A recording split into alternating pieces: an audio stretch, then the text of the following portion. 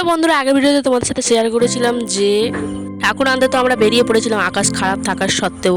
তারপরে কি কি করলাম সেটা তোমাদের সাথে শেয়ার করলাম। দেখতে থাকো কিন্তু পুরো ভিডিওটা। আশা করছি তোমাদের সকলের ভালো লাগবে, পছন্দ হবে।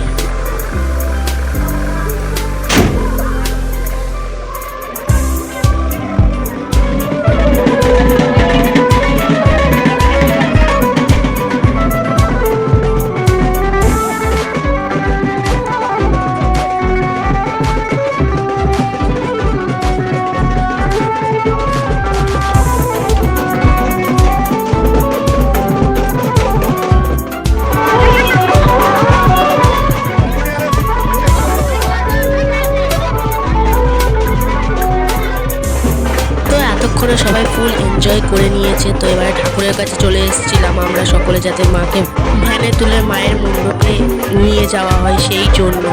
তো এটা যেহেতু আমার মামার বাড়ি, তো সেই জন্য প্রায় সকলেই আমার মামা মামি বা দিদা সে হবে, আমি অত জানি না সম্পর্ক, কিন্তু সবাই রেডি হয়ে আছে যাতে মাকে বরণ করে মণ্ডপে নিয়ে যাওয়া হয়।